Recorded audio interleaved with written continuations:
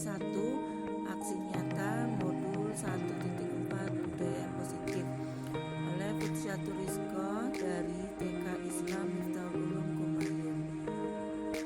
Ini merupakan pendidikan guru penggerak Angkatan 7 Kabupaten Tegal.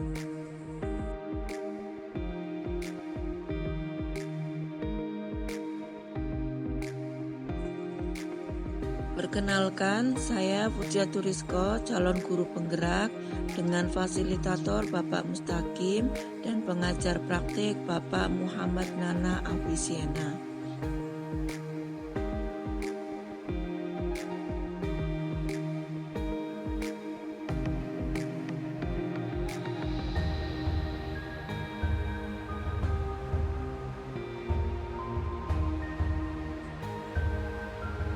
Berikut rancangan tindakan aksi nyata dengan judul modul budaya positif.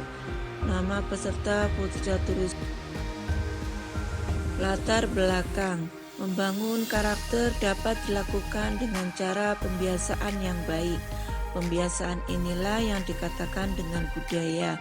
Agar tercipta karakter yang baik, maka perlu juga adanya budaya yang positif.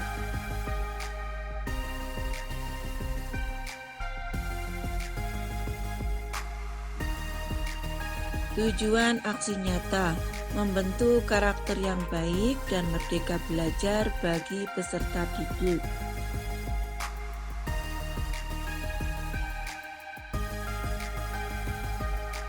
Tolak ukur: karakter peserta didik menjadi lebih baik dan santun dengan indikator jarang atau tidak ada yang melakukan pelanggaran kesepakatan atau keyakinan kelas.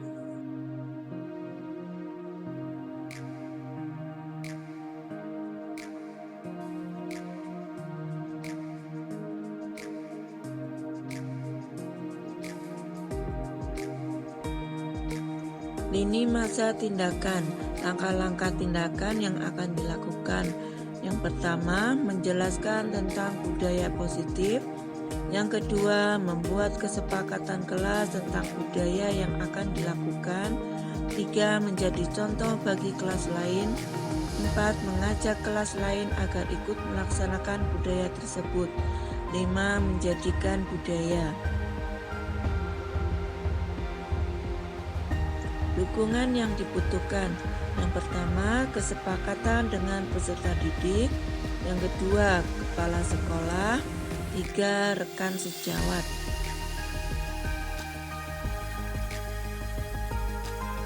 Berikut ini merupakan kegiatan diseminasi virtual di komunitas praktisi mengenai pemahaman dan pengalaman budaya positif melalui materi koneksi antar materi modul 1.1, 1.2, 1.3, dan 1.4. Assalamualaikum warahmatullahi wabarakatuh.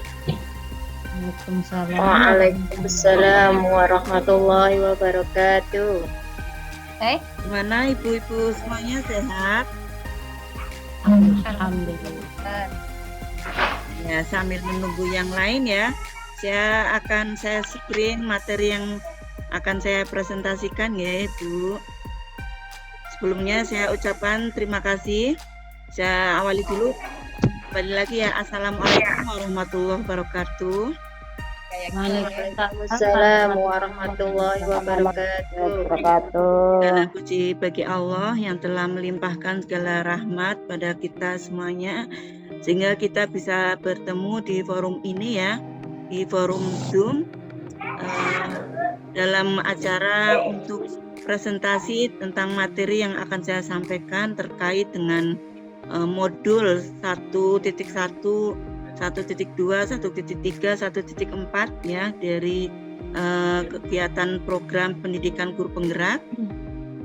Sebelumnya saya terima kasih kepada bunda-bunda semuanya atas waktunya untuk bisa hadir di forum ini. Saya harapannya nanti bunda-bunda bisa memahami apa yang saya paparkan, dan kalaupun itu positif, saya berharap ibu-ibu semuanya bisa mengimplementasikan di lembaga masing-masing ya, mempraktikkan apa yang bunda-bunda ketahui dan bisa diimplementasikan di lembaga masing-masing. Kemudian sholawat dan salam semoga tetap tercurahkan kepada Nabi besar Muhammad SAW, keluarga, sahabat-sahabatnya dan pengikut-pengikutnya yang insya Allah istiqomah di jalannya. Dan kita semuanya akan mendapatkan syafaatnya di yaumil kiamah nanti. Amin. Amin. Langsung saja saya share screen ya. Sebentar saya buka. Sudah terlihat? Ya, ya. Ya.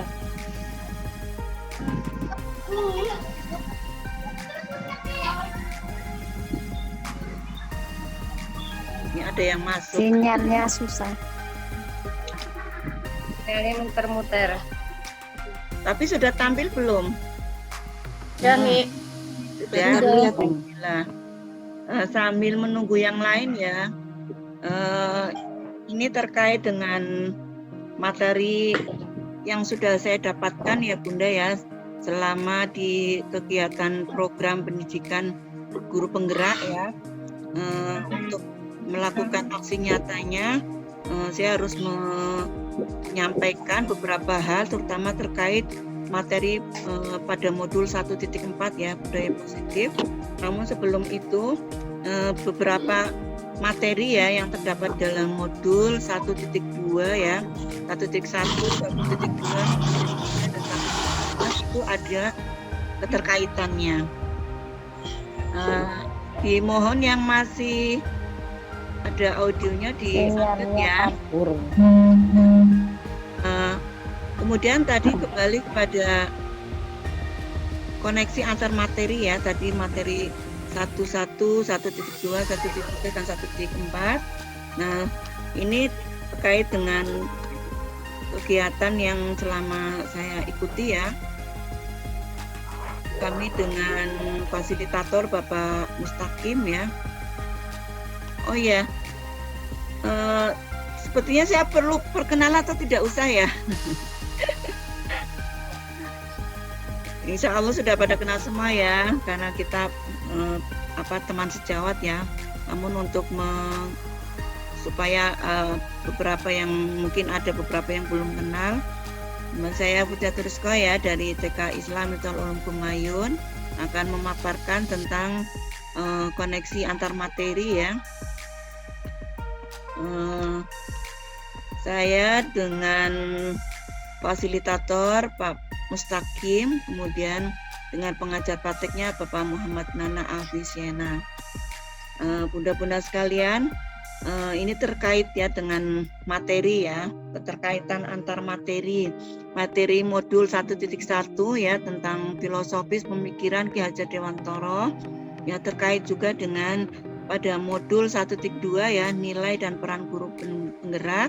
Kemudian modul 1.3 visi guru penggerak, dan modul 1.4 budaya positif, di mana keempatnya ini saling terkait. Jadi satu dengan yang lainnya itu ada hubungan yang tidak bisa kita lepas ya, karena keempatnya ini harus ada pada diri kita selaku pendidik ya. Kita seorang pendidik harus memiliki pemikiran ya sesuai dengan filosofis Ki Hajar Dewantara ya. Kemudian kita juga harus memiliki nilai ya, nilai dan peran sebagai guru ya. Kemudian kita juga harus memiliki visi ya sebagai guru ya. Kemudian kita harus memiliki juga budaya positif yang harus ada pada warga sekolah gitu. Kemudian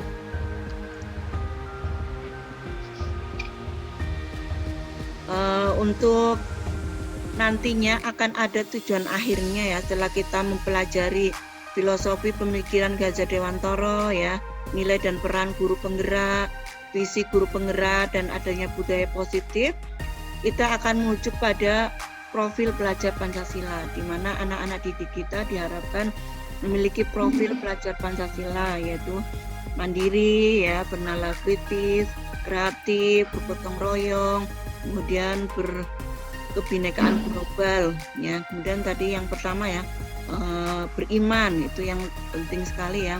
Beriman, bertakwa kepada Tuhan yang Maha Esa, itu yang menjadi nomor satu supaya ada pada anak didik kita, yaitu dengan memiliki profil belajar Pancasila. Kemudian untuk membahas satu persatu ya Bunda ya, tadi kan sudah saya sampaikan bahwa ada 4 tadi ya modul yang harus kita kuasai, dan modul 1.1 yang sangat mendasar sekali harus kita miliki ya. Pada seorang guru ya harus memiliki pemikiran pendidikan yang filosofis seperti Ki Hajar Dewantara, yaitu yang sangat pertama sekali kita harus mengetahuinya bahwa pendidikan itu menuntun gitu ya. Jadi kita mendidik kepada anak-anak didik kita itu dengan tujuan kita menuntun. Beda dengan cuma mengajar ya Bu ya. Kalau mengajarkan sekedar transfer ilmu kepada anak didik kita, tapi kita lebih dari itu, yaitu menuntun segala kekuatan kodrat yang ada pada anak, dari kodrat alam dan zaman ya, itu harus kita tuntun ya, agar mereka mencapai keselamatan dan kebahagiaan setinggi-tingginya. Itu kan yang menjadikan tujuan kita mendidik anak didik kita ya. Pasti semua guru ya atau kita selaku pendidik pasti ingin mencapai tujuan kita agar anak-anak itu selanjutnya ada terselamatkan ya, bahagia yang setinggi-tingginya. Kita berarti kan tujuan kita sangat mulia ya, bahwa ingin menuntun anak didik kita supaya mencapai keselamatan dan kebahagiaan setinggi-tingginya. Nah, itu yang menjadi filosofi pemikiran Ki Hajar Dewantara. Kemudian yang kedua, pendidikan itu harus menghamba pada murid. Mungkin kesannya terlalu berlebihan ya atau lebay gitu ya. Tapi kita harus memahami bahwa pendidikan kita itu harus berpihak pada murid. Itu maksud dari kata menghamba itu bukan berarti kita menyembah pada Tuhan, pada murid ya, bukan ya. Tapi kita berpihak pada murid ya. Kalau dulu kan kita masih orientasinya pada guru. Nah, kita sekarang berpusat pada anak. Jadi berpihak pada anak ya, dan sesuai dengan minat, bakat dan kemampuan anak. Jadi kita lebih memperhatikan keinginan anak ya, bakat anak, minat anak dan kemampuan anak. Kita tidak lagi menyuruh anak mengikuti kita, tapi kita lebih sekarang beralih menjadi istilahnya mengikut pada kemauan anak ya, bakat anak, minat anak dan kemampuan anak. Intinya kita lebih berpusat pada anak didik kita. Kemudian pemikiran selanjutnya bahwa guru itu ibarat petani. Kita tahu yang namanya petani kan tugasnya itu menanam gitu kan. Nah, sekolah itu ibarat lahan atau tanah ya, lahan atau tanah tempat kita untuk menanam benih gitu. Nah, murid kita diibaratkan itu benih. Jadi, nah petaninya itu kita. Nah, tugas petani itu hanya bisa menuntun tumbuhnya benih dengan merawatnya. Nah, sebagaimana kita sebagai guru atau petani, kita supaya benih yang kita rawat itu tumbuh dengan baik, otomatis kita harus merawatnya ya, sebagaimana petani merawat benih-benih yang kita tanam. Kalau kita menanam benih dengan sebaik mungkin ya, merawatnya dengan baik, insya Allah anak didik kita ya, benih-benih yang kita tanam akan menuai hasil ya, dimana nanti akan tumbuh menjadi padi ya. Misalnya kalau benihnya itu padi, itu akan menjadi padi yang bermanfaat ya, bisa kita konsumsi ya dengan baik ya. Kita akan memiliki tanaman yang kita inginkan, yaitu sesuai dengan keinginan kita sebagai tanaman yang bernilai unggul seperti itu. Begitu juga dengan murid-murid yang kita didik ya. Kita ingin anak didik kita itu tumbuh menjadi pelajar seperti yang tadi ya, profil pelajar Pancasila ya. Anak-anak tumbuh dengan keinginan kita, sesuai dengan harapan kita supaya mereka selamat dan bahagia setinggi-tingginya. Itu ya Bunda, itu filosofi pemikiran Ki Hajar Dewantara. Ya, kemudian selanjutnya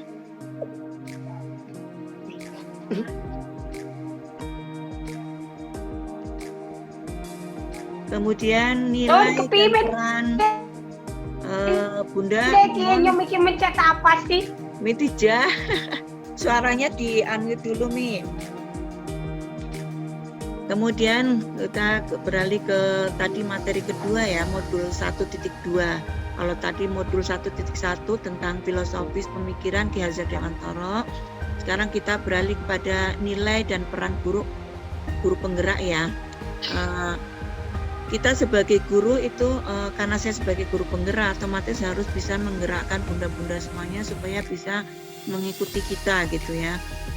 Meskipun kita mungkin masih belum pengalaman misalnya, tapi kita harus berusaha supaya menjadi seorang guru yang ideal. Nah, guru yang ideal itu seperti apa? Yaitu yang seperti yang disampaikan tadi ya di pernyataan Ki Hajar Dewantara ya, bahwa seorang guru itu harus mempunyai nilai dan menjalankan perannya agar mampu menuntun tumbuh kembangnya murid ya melalui pengajaran yang berpusat pada murid. Gitu ya Bunda ya. Nah, nilai guru penggerak, ya kita harus memahami nilai guru penggerak itu apa gitu. Ada 5 ya Bunda ya nilai guru penggerak ya. Nah, kita harus mandiri, reflektif, inovatif, kolaboratif, dan berpihak pada murid. Nah, mandiri itu yang seperti apa? Nah, kita seorang guru atau pendidik harus berjiwa mandiri ya. Misalnya, bunda-bunda tidak perlu bergantung kepada yang lain dalam hal misalnya ada pengembangan diri terkait dengan kegiatan misalnya pelatihan. Apa? Oh, mana kan? Oh, Bunda Sarini di unmute Bun. Suaranya dimatikan dulu audionya. Bunda Sarini.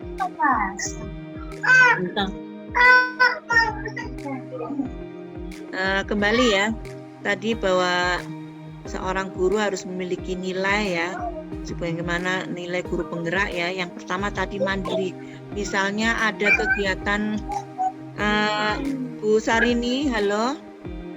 iya, ini bentar Bu. Dimatikan dulu nggih suaranya biar yang lain bisa fokus ke sini. Itu gambar apa? Mic-nya di off-kan dulu. Kita kembali ya kepada nilai guru penggerak. Yang pertama tadi mandiri ya, bahwa kita sebagai seorang guru ya itu harus memiliki kemandirian, jiwa mandiri. Misalnya ada pelatihan atau diklat, kita mengetahui informasinya. Nah, kita sebagai guru yang mandiri itu tidak perlu kalau tidak diajak teman ya misalnya, atau tidak ada yang ngoprak-ngoprak misalnya. Nah, kita sebagai seorang guru yang mandiri itu kita jemput bola gitu. Misalnya ada informasi, ini ada pelatihan ini kayaknya bagus loh untuk kita. Misalnya pelatihan yang terkait dengan kepaudan, yang misalnya dengan kaitan dengan kurikulum atau dengan pengembangan diri yang bisa menunjang profesi kita ya sebagai seorang guru. Nah, kita harus menjemputnya. Jadi tidak perlu menunggu disuruh doprak-oprak ya, tapi kita langsung, aku mau ikut langsung registrasi, langsung daftar. Atau misalnya ada kegiatan ini kita waktunya sudah itu ya, ternyata waktu cepat sekali ya. Nanti kita kembali lagi ya, karena ini bukan Zoom yang berbayar ya, jadi kita memang sesuai dengan waktu, hanya 25 menit ya. Gak apa-apa ya, nanti bisa dilanjut. Kemudian tadi ya kaitannya dengan mandiri ya, misalnya ada usaha yang menuju kita menjadi sosok yang mandiri ya. Jadi kita berusaha menjadikan kita sebagai guru itu benar-benar jiwa mandiri ya, tidak perlu disuruh oleh mungkin kepala sekolah atau disuruh teman-teman atau oleh dinas misalnya. Kita kalau ada kegiatan yang menunjang profesi kita sebagai guru, kita harus menjemputnya. Itu yang dinamakan guru yang berbakti. Misalnya ada kegiatan yang kita ingin belajar ya, misalnya tentang pembuatan APN, kita bisa belajar sendiri ya, bisa bisa melalui YouTube ya, atau melalui Google ya, kita kan bisa belajar dari situ, atau kita bisa berguru langsung pada orang yang kita dapatkan. Artinya bahwa kita itu bisa mandiri ya, tidak perlu disuruh oleh orang lain dalam menunjang profesi kita sebagai seorang guru. Kemudian kita harus juga reflektif ya, jadi apapun yang kita dapatkan, ilmu kita harus direfleksikan ya ke dalam kegiatan kita sebagai seorang guru. Kita aplikasikan ya materi yang kita dapatkan ya. Kemudian Bunda Maliha, suaranya di unmute ya, Aini Maliha. Kemudian yang ketiga, inovatif. Jadi kita seorang guru juga harus berjiwa inovatif ya. Jadi kita dalam mengajarkan ilmu ya kepada anak didik kita. Bunda, halo Bunda Aini Maliha. Bunda Aini Maliha.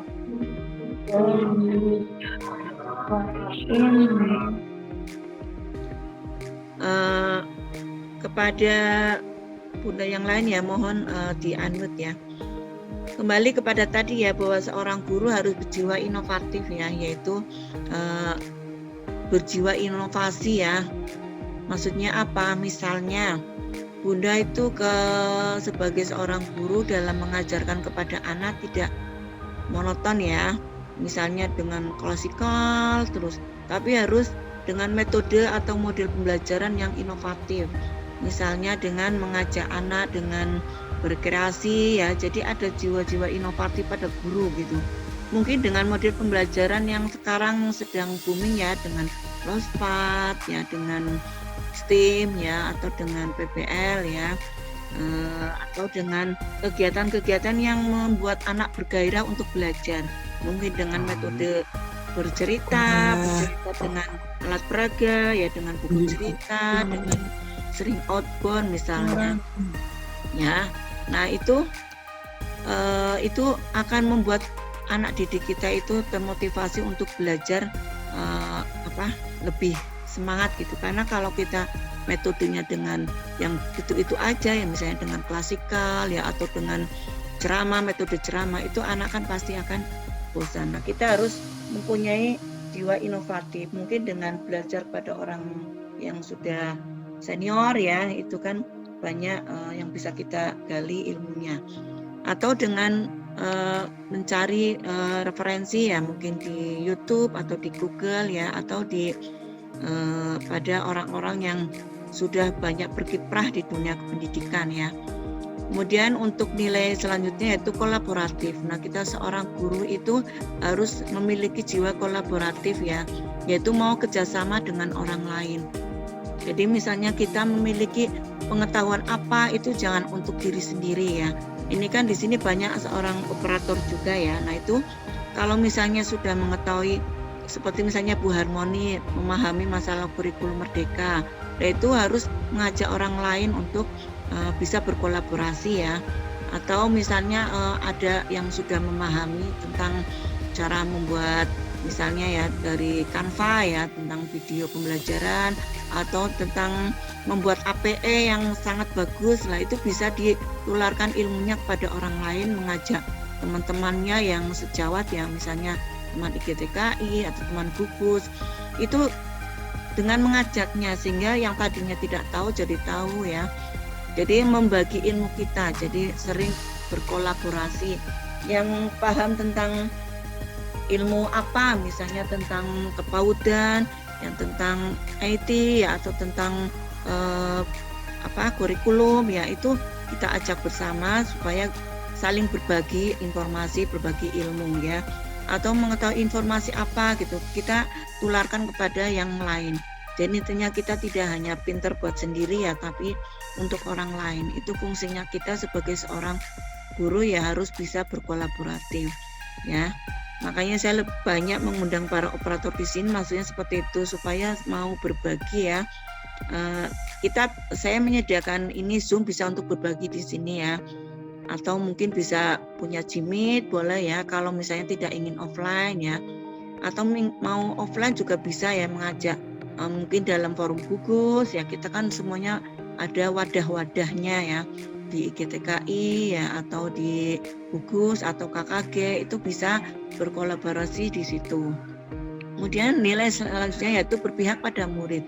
Kembali lagi ya, kita dalam memberi materi ya, itu sekarang tidak seperti dulu yaitu orientasi pada guru, tapi kita orientasinya pada murid. Jadi berpihak pada murid atau berpusat pada anak.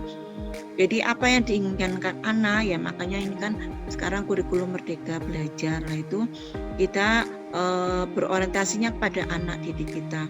Misalnya anak minatnya apa, kita ikuti. Jadi misalnya anak sudah bosan dengan materi ini, misalnya tentang mungkin dengan pembelajaran, misalnya dengan bercerita misalnya, lah anak bisa diminta mau kegiatan apa gitu. Anak misalnya saya pengen lomba lari misalnya, ya kita ikuti gitu sesuai tema ya, misalnya kalau sedang tema binatang misalnya lari dengan mengikuti gerakan kelinci misalnya. Jadi seperti itu, kita lebih berpusat pada anak ya. Kita bisa seperti yang tadi kita sudah awali tadi ya, bahwa kita lebih mengikuti kemauan anak, minat anak, bakat anak ya, atau kemampuan anak gitu ya, karena namanya anak itu harus kita dahulukan. Kemudian sebagai peran guru penggerak ya, kita sebagai guru juga harus memiliki peran ya, menjadi pemimpin pembelajaran. Jadi dalam pembelajaran kita harus menguasai ya materi-materi apa yang akan kita sampaikan pada anak didik kita, sehingga dalam pembelajaran kita sudah bisa menjadikan pemimpin ya bagi anak didik kita, sehingga anak didik kita bawa ke arah yang mana gitu. Nah, kita sebagai seorang guru harus menjadi leader ya. Kemudian yang kedua, menjadi coach bagi guru lain ya. Kembali kepada tadi ya, kolaboratif juga ya, kita juga harus menjadi pelatih bagi guru lain ya. Kita memiliki skill apa, kita harus memberikan, menjadi contoh ya dalam memberikan ilmu apa gitu. Misalnya kita menguasai tentang IT, misalnya tentang mengoperasikan komputer misalnya. Nah, kita bisa berbagi kepada yang lain yang belum bisa. Atau tentang materi dalam penguasaan, misalnya bisa menari, menyanyi, tentang kepaudan ya, tentang yang bisa mengasah anak menjadi anak yang terampil misalnya. Itu kita bisa mengarahkan guru-guru yang lain ya, supaya bisa gitu. Setiap guru kan pasti ada kelebihan dan kekurangan. Nah, kita yang mungkin memiliki kelebihan misalnya di bidang tari menari misalnya, kita bisa menularkan kepada guru yang lain ya. Atau kita bisa menyanyi, kita sebab bisa misalnya menyanyi Balonku Ada 5, kemudian atau menggubah dengan misalnya kita mendapatkan tema apa gitu ya, kita bisa mengajarkan yuk kita gubah yuk sesuai apa misalnya, ini contoh saja. Atau misalnya kita bisa menjadi seorang dalam hal bisa kalau misalnya ahli di bidang agama misalnya, kita memiliki berkompeten dalam hal misalnya ceramah misalnya, kita bisa mengajak yang lain supaya kembali lagi ke materi tadi ya, bahwa kita harus memiliki peran ya. Meskipun ini judulnya peran guru penggerak, namanya juga guru penggerak, berarti kan saya harus menggerakkan ibu-ibu semuanya di sini supaya bisa mengikuti jejak langkah guru penggerak, maksudnya seperti itu. Nah, kemudian lanjutkan tadi ya, bahwa kita seorang guru pun harus bisa mendorong tadi kolaborasi ya. Sebentar saya nyalakan lampu ya Bu.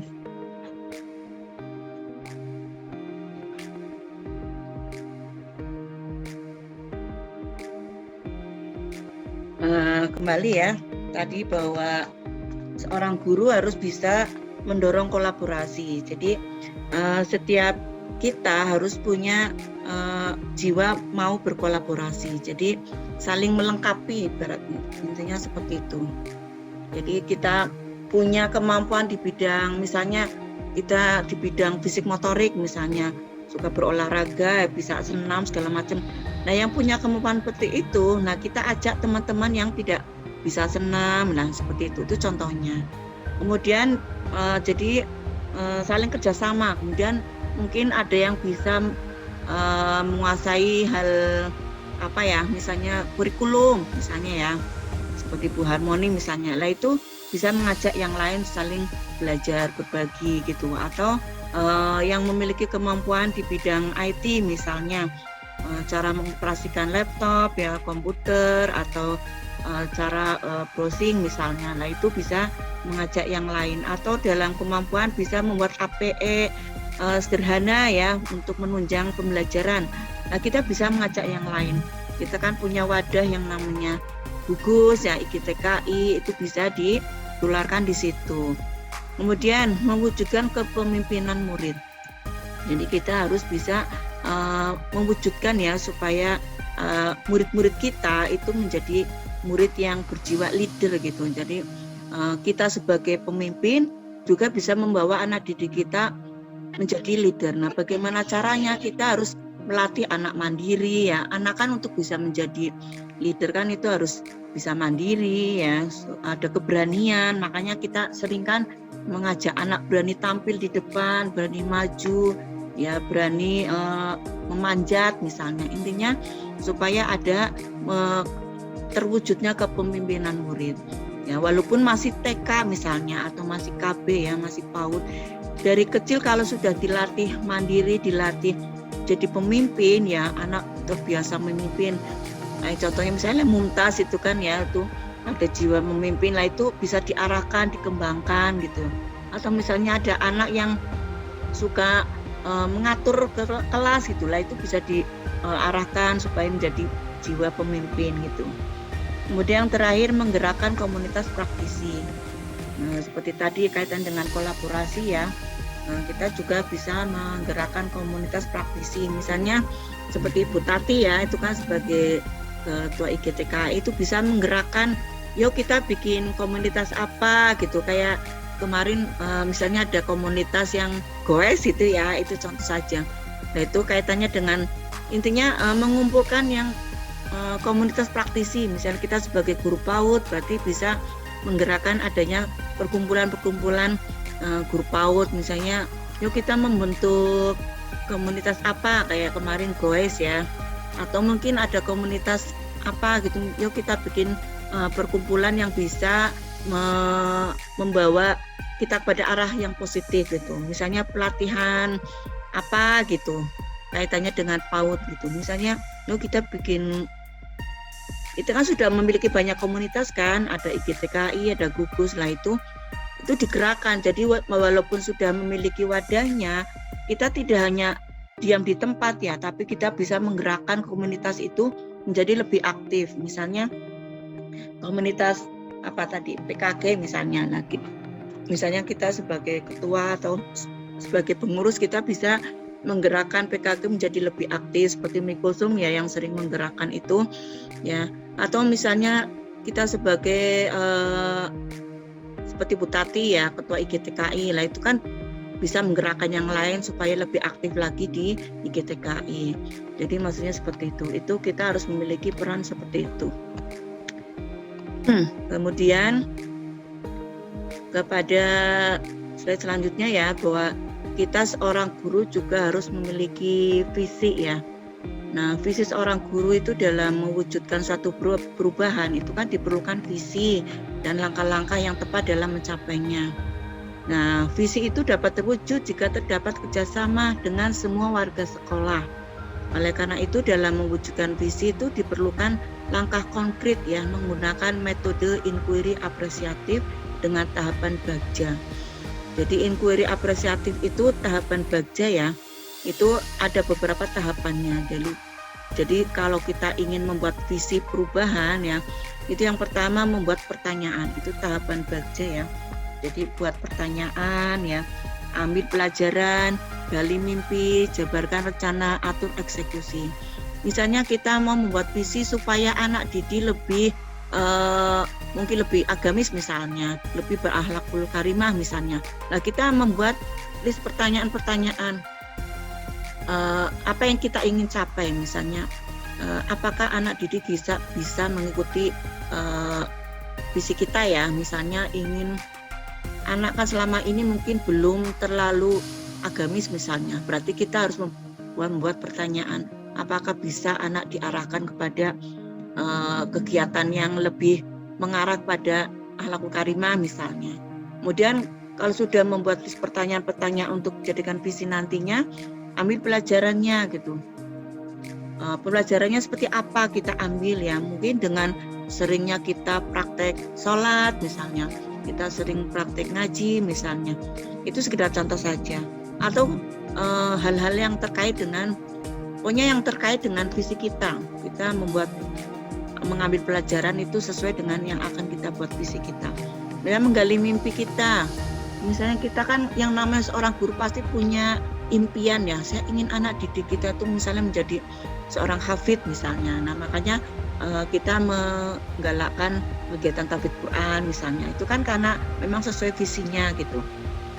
Atau misalnya kita ingin ada visi ingin anak itu cerdas misalnya, berarti kan kita harus menggali mimpi, mungkin dengan impian anak sering diajak berlatih dengan sering banyak membaca buku cerita misalnya. Kemudian selanjutnya menjabarkan rencana. Jadi kita untuk membuat visi kan pasti ada planning yang harus kita bikin ya, rencana yang kita musyawarahkan bersama dengan mungkin wali murid, dengan pihak yayasan, mungkin dengan guru lain atau teman sejawat. Nah itu dijabar rencana itu. Kemudian terakhir atur eksekusi. Kita atur ya eksekusi kita supaya visi yang kita buat itu sudah bisa kita wujudkan. Itu seorang guru ya harus memiliki visi. Kemudian budaya positif itu pada modul tadi kan visi guru penggerak itu modul 1.3. Sekarang ini modul terakhir ya yang saat ini yaitu budaya positif ya modul 1.4. Jadi berdasarkan penerapan tahapan baca tadi ya akan muncul pembiasaan. Jadi pembiasaan positif di sekolah ya yang kita kenal dengan budaya positif ya. Nah, budaya positif ini akan menimbulkan rasa aman dan nyaman pada murid dalam proses pembelajaran. Ini wajah saya kayak hantu ya, Bun. Ini tadi lupa ganti background. Nah, apa-apa wis. Lanjut ya, budaya positif ini akan menimbulkan rasa aman dan nyaman pada murid ya dalam proses pembelajaran. Budaya positif juga dapat mendorong murid untuk mampu berpikir, bertindak, dan mencipta sebagai proses memerdekakan dirinya sehingga murid lebih mandiri dan bertanggung jawab. Budaya positif itu berarti budaya pembiasaan tadi ya yang ada di sekolah. Misalnya anak terbiasa anak masuk sebelum KPM ya, jadi disiplin waktu misalnya. Anak masuk sebelum jam 8, itu kan pembiasaan yang positif, tidak terlambat sekolah ya. Kemudian pembiasaan yang lain, misalnya anak terbiasa berdoa sebelum makan gitu. Nah, itu pembiasaan positif itu harus menimbulkan rasa aman dan nyaman pada murid sehingga akan memperlancar proses pembelajarannya. Ya, jadi kita harus istilahnya dibudayakan ya. Pembiasaan positif itu ya itu harus dibudayakan. Misalnya pembiasaan makan bersama gitu ya, dengan berdoa sebelum makan, sudah makan, atau budaya yang lain misalnya pembiasaan anak menghafal surat-surat pendek ya sebelum kegiatan atau setelah kegiatan ya, atau menghafal hadis misalnya, atau pembiasaan anak cium tangan ya setiap ketemu dengan gurunya, itu harus dibudayakan. Nah itu harus tercipta ya pada lembaga masing-masing.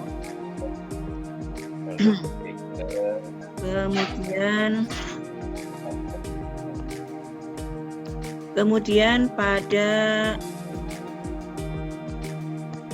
ini ya refleksi pertanyaan. Jadi pemahaman atas keseluruhan materi modul budaya positif ya. Kita kalau sudah mempelajari materi-materi yang tadi ya, meskipun tadi singkat ya, tapi nanti akan kita ambil poinnya ya. Nah, pertanyaan yang pertama itu jadi sejauh mana pemahaman Anda ya atau kita ya tentang konsep-konsep inti yang telah kita pelajari di modul ini. Disiplin positif, teori kontrol, teori motivasi, hukuman dan penghargaan, posisi kontrol guru, kebutuhan dasar manusia, keyakinan kelas, dan segitiga restitusi. Jadi yang pertama tadi ya disiplin positif. Disiplin positif merupakan pendekatan mendidik anak ya untuk melakukan kontrol diri dan pembentukan kepercayaan diri. Jadi seperti tadi ya pembiasaan positif itu ya adanya disiplin positif. Jadi anak disiplin berangkat pagi ya, jadi sebelum jam 8 sudah masuk KPM. Kemudian disiplin anak selalu berdoa ya sebelum makan ya, atau disiplin duduk pada saat makan ya, tidak sambil jalan atau berdiri seperti itu. Itu akan mendekatkan kepada anak didik kita supaya anak terkontrol ya dan adanya kepercayaan diri karena sudah terbiasa disiplin. Kemudian nilai kebajikan dan keyakinan kelas. Jadi setiap guru harus memiliki tujuan mulia ya, yaitu mengacu pada nilai-nilai dan prinsip-prinsip mulia yang dianut seseorang. Jadi nilai-nilai positif ya, nilai kebajikan itu harus ditanamkan pada anak didik kita ya, prinsip-prinsip mulia misalnya anak didik tidak boleh bohong misalnya ya, harus jujur ya, harus berani ya, harus percaya diri misalnya itu, atau anak harus selalu rajin sholat misalnya, itu kan nilai-nilai kebajikan yang harus ditanamkan pada anak didik kita. Atau keyakinan kelas yang harus dimiliki, misalnya adanya kesepakatan kelas, kalau ada anak yang misalnya terlambat itu harus apa gitu supaya anak tidak terlambat lagi, itu harus ada kesepakatan kelas atau keyakinan kelas. Kemudian dalam posisi kontrol ya, itu kan ada pemberi hukuman, pembuat rasa bersalah, sebagai teman, pemantau, dan manajer. Nah, kita sebagai guru harus diposisikan sebagai manajer, itu idealisnya ya. Kemudian dalam kebutuhan dasar manusia, sebagai manusia itu memiliki kebutuhan dasar yaitu bertahan hidup ya, kasih sayang dan rasa diterima ya, penguasaan, kebebasan, dan kesenangan. Nah, itu kita harus memiliki itu ya.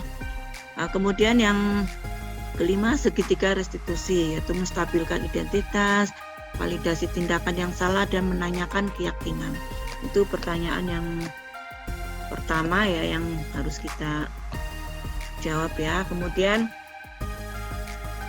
kita kalau ada pertanyaan, perubahan apa yang terjadi pada cara berpikir dalam menciptakan budaya positif di kelas ya?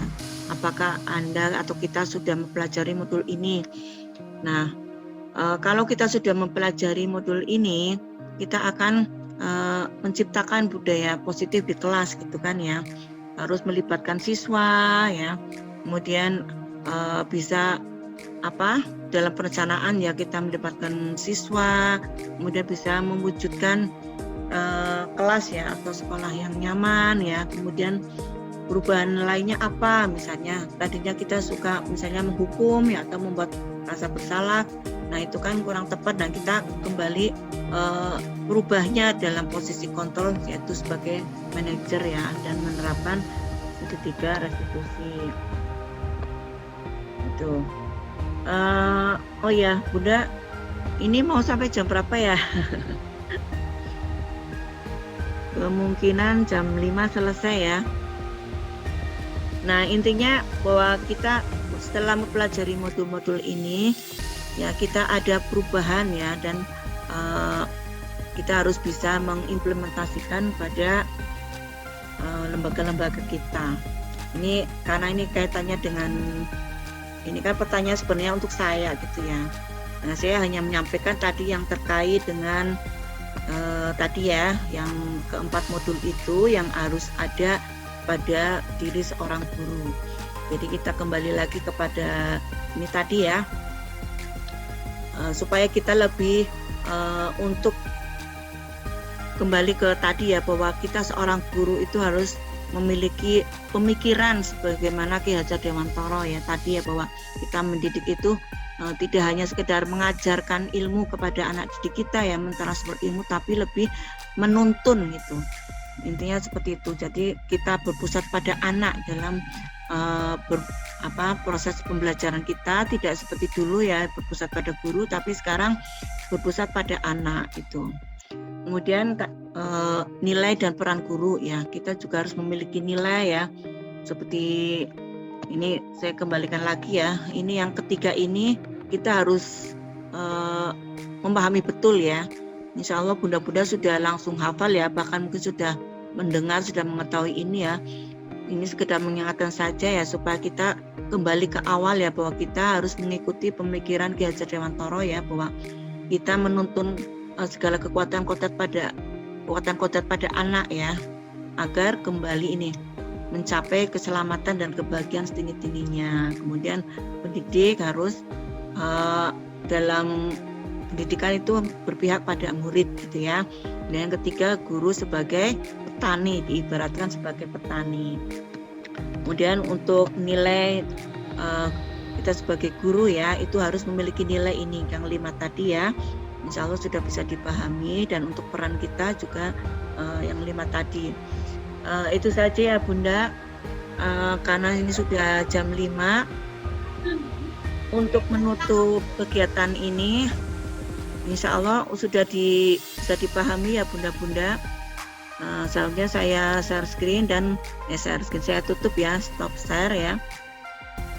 Kita lanjut kepada tanya jawab, barangkali ada yang mau menanyakan